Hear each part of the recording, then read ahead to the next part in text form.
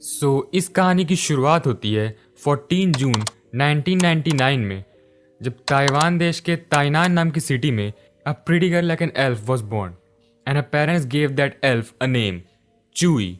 तो चूई का मतलब होता है someone who is beautiful like a jade. Jade एक प्रीशियस स्टोन का नाम है जिससे कि ऑर्नामेंट्स बनते हैं। तो चूई की एक 4 लोग की फैमिली है, कंसिस्टिंग ऑफ अ फादर यी Cheng, her mother Huang Yangling, and an older brother. He never really showed up publicly, so I don't know what's his name. तो चूवी की फैमिली का एक बिजनेस था। उनकी ताइवान के night market में flowers की शॉप थी। अब ऐसे फ्लावर शॉप सुनकर तो लग रहा होगा कि ऐसे कोई छोटी मोटी सी दुकान होगी, बट नहीं। ताइवान में नाइट मार्केट बिजनेस एक बहुत ही बड़ी स्केल पर होता है, क्योंकि सुबह दोपहर को तो गर्मी होती है ऑब्वियसली, बट रात में लोग आराम से शॉपिंग कर सकते हैं। तो उनका एक काफ़ी बड़ा और सक्सेसफुल बिजनेस था और चूवी के फादर उसी को मैनेज करने का काम करते थे। ऑल्सो उसकी मम्मी भी एक सक्सेसफुल बिजनेस वुमेन थी और उनका एक डर्मेटोलॉजी बिजनेस था और तो और एक मेडिकल क्लिनिक और कैफ़े भी था ताइवान में। तो चूवी की फैमिली काफ़ी अमीर है अगर देखा जाए तो बचपन से वो बहुत प्रिटी थी, but her older brother teased her and called her chocolate, क्योंकि उसका स्किन कलर उतना वाइट नहीं था and she had a brown तो नहीं बट टैंड स्किन। तो वो जैसे अभी है वैसे ही वो बचपन में भी थी and she was a good kid, एकदम शांत, and she never created any trouble for others. तो बचपन से ही उसका डांसिंग में थोड़ा बहुत इंटरेस्ट था और किंडरगार्टन में उसने बैले डांस सीखना शुरू कर दिया था। देन एलिमेंट्री स्कूल में रेगुलर डांस और फिर hip hop in the middle school. तो डांसिंग में उसका इतना ज़्यादा इंटरेस्ट देखते हुए चूई की मॉम ने उसे कहा that you should continue it further.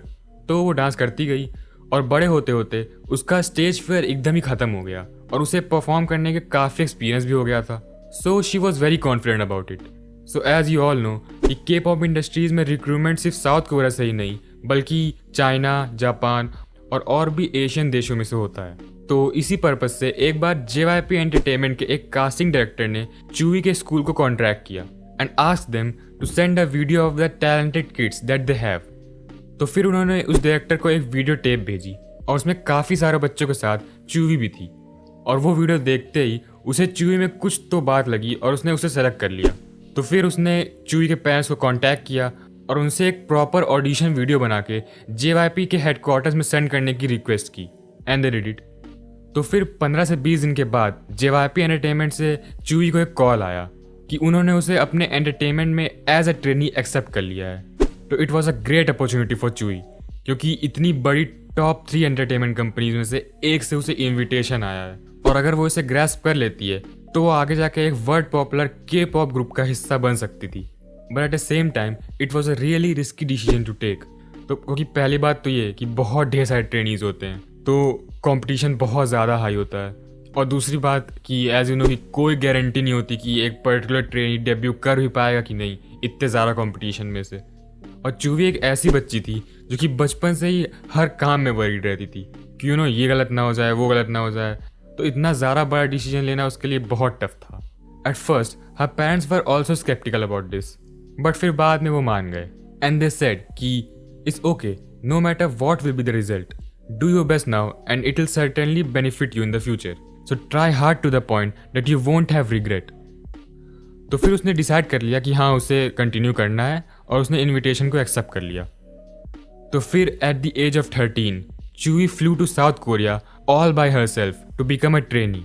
On 15 November 2012 she started training. उस समय उसकी डांसिंग स्किल्स इतनी भी कुछ खास नहीं थी वैसे, और वैसे कास्टिंग मैनेजर ने भी उसे स्किल्स के बेसिस पर नहीं बल्कि उसके विजुअल्स के बेसिस पर सेलेक्ट किया था। तो ट्रेनिंग के टाइम भी वो अपने विजुअल्स के कारण काफ़ी फेमस थी एजेंसी में। तो उस समय उसे कोरियन लैंग्वेज भी बिल्कुल नहीं आती थी ऑब्वियसली, क्योंकि वो ताइवानीज थी। Also she was very shy, so friends बनाना उसके लिए काफ़ी मुश्किल था। बट धीरे धीरे दूसरे ट्रेनीज के साथ रहते रहते बातचीत होने लगी थी। ऑल्सो जो मंथली इवेल्यूएशंस होते हैं उसके लिए टीम्स बनती थी, तो प्रिपरेशंस भी होती थी कि क्या परफॉर्म करना है, कैसे परफॉर्म करना है। सो ये सब करते करते gradually she became friends with other trainees. और तो और वो ज़्यादा से ज़्यादा के ड्रामाज देखने की भी कोशिश करती थी जिससे कि जल्दी जल्दी उसकी कोरियन इम्प्रूव हो जाए। तो उसकी ट्रेनिंग चलती गई एंड फिर she participated in a survival show called 16 बहुत सारे अदर ट्रेनीज के साथ, और उसमें भी वो अपने विजुअल्स को लेकर एक सेंटर ऑफ अट्रैक्शन बन गई थी और अपने विजुअल्स को लेकर उसे सभी लोगों से काफ़ी तारीफ मिली थी। बट एक सर्वाइवल शो में स्किल्स ज़्यादा मैटर करती हैं और उसमें she was lacking a bit. यहाँ तक कि जेवाईपी ने एक बार बोल भी दिया था कि I don't know why you are here. Still she continued to work hard to improve her vocals and dance and perform very confidently on stage। वो अपनी स्किल्स के लिए तारीफ सुनना चाहती थी, ना कि अपने विजुअल्स के लिए। और एक दिन GRP complimented her by saying she had improved the most among all the trainees. तो जैसे जैसे शो आगे बढ़ता गया वैसे वैसे वो अदर मेंबर से काफ़ी क्लोज होती गई, जिनसे शुरुआत में वो ऑकवर्ड थी एकदम। फैंस एक्सपेक्ट कर रहे थे कि वो डेब्यू कर जाए, बट अनफॉर्चुनेटली वो फाइनल 7 मेंबर्स में नहीं थी और शो के एंड में आते आते वो एलिमिनेट हो गई थी। बट फैंस वोटिंग में उसे सबसे ज़्यादा वोट्स मिले थे और फिर शो के एक सर्वाइवल मिशन में उसने अपनी पूरी जान लगा दी। She showed a improved skills and true potential.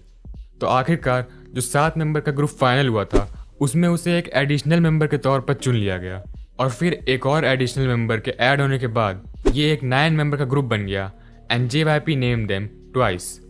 सो फिर Twice debuted on 20 October 2015 with their debut song like ooh ahh, जो कि एक काफ़ी सक्सेसफुल डेब्यू सिंगल था। और डेब्यू करने के 6 मंथ के अंदर ही वो फर्स्ट प्लेस पर आ गए थे बहुत सारे चार्ट्स में और वो बहुत ही तेज़ी से पॉपुलर हो रहे थे साउथ कोरिया में। तो क्योंकि वो काफ़ी पॉपुलर हो चुके थे तो उन्हें काफ़ी टीवी शोज और प्रोग्राम्स में बुलाया जाता था। तो एक बार they were invited on a show My Little Television. Show के एपिसोड 16 में, जो कि 22 नवंबर 2015 को एयर हुआ था। तो उसमें शो वालों ने उन्हें एक टास्क दिया था करने को। बेसिकली उन्हें अपने अपने कंट्रीज़ का फ्लैग दिखाना था जहाँ से वो बिलोंग करते हैं। तो सब अपनी अपनी कंट्रीज़ का फ्लैग दिखाने लगे। You can see and Tzuyu wave the flag of Taiwan और the Republic of China, which is obviously कि वो ताइवानीज थी।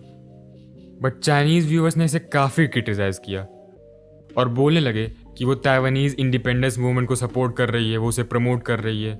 और धीरे धीरे ये बात और भी ज़्यादा बढ़ती गई। चूईज एक्टिविटीज़ इन चाइना व स्टॉप्ड। तो ये सब देखते हुए और अपने बिजनेस का लॉस देखते हुए JYP ने एक अपॉलजी रिलीज़ की, बट फिर भी कंट्रोवर्सी ख़त्म नहीं हुई। तो फिर उन्हें खुद चूई की माफ़ी मांगते हुए एक वीडियो बनानी पड़ी जिसमें उसने बोला कि I will stop my activities in China and reflect on my fault, जो कि बिल्कुल भी सही डिसीजन नहीं था। क्योंकि एक तो जो कुछ भी हो रहा था उसमें चूई की तो कोई गलती थी नहीं, उसने तो बस अपनी कंट्री का फ्लैग दिखाया था और वो भी शो वालों ने दिया होगा ना, वो खुद अपने घर से तो लेकर गई नहीं होगी। तो एनीवेज बात आगे बढ़ती गई and now Taiwanese got enraged by the apology. और कोरिया की पब्लिक ने भी इस JYP को काफ़ी क्रिटिसाइज़ किया कि वो चूई को सही से प्रोटेक्ट करने में नाकाम रहा। और वैसे भी JYP अपने आइडल्स के गुड प्रोटेक्शन के लिए हमेशा से फेमस रहा है। तो अपॉलजी के बाद बात थोड़ी थोड़ी हल्की होने लगी। बट फिर जब चूई ने पैंडमिक से होने वाले डैमेज की रिकवरी के लिए कोरिया को 50 मिलियन वॉन डोनेट किए, तब बात फिर से बढ़ गई और चाइनीज़ नेटिजन इसको भी क्रिटिसाइज़ करने लगे और ये सब बोलने लगे कि उसने सिर्फ कोरिया को क्यों डोनेट किया है, यहाँ क्यों नहीं किया, ब्ला ब्ला, दुनिया भर की बात करने लगे कि उसने चाइना को इसलिए डोनेट नहीं किया होगा क्योंकि वो ताइवानीज़ इंडिपेंडेंस मूवमेंट को सपोर्ट कर रही है, यही सब। बट बाद में पता चला, हमेशा की तरह बाद में पता चला कि वो पहले ही 3 लाख युआन चाइना के वेलफेयर फंड में डोनेट कर ही चुकी है। और फिर ये सब पूरी बात सेटल हो गई, आगे कोई दिक्कत नहीं हुई फिर। तो ये सब तो हो गई, चलो फालतू बातें हेटर्स वाली।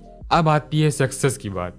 तो जैसा कि मैंने बताया कि डेब्यू करने के 6 मंथ के अंदर ही अंदर वो most popular K-pop girl groups में आ गए थे और उनके 20 सॉन्ग्स 100 मिलियन व्यूज ही पार कर चुके हैं। ऑल्सो चूई को TC कैंडलर की मोस्ट ब्यूटीफुल फेस ऑफ 2019 का अवार्ड भी मिला है। तो एक टफ सर्वाइवल शो में कम्पीट करने से लेकर एक सक्सेसफुल डेब्यू करने तक she has come a long way. Although बहुत सारे हार्डशिप ज़रूर होते हैं बट चू इज़ ऑलवेज काम। तो बचपन से जो वो सपने देखती थी कि वो पूरी दुनिया में परफॉर्म करेगी बड़े होकर, उसने वो पूरा कर लिया। She made her dream come true and will continue to shine like this forever. So this was a life story of Chuu. See you again.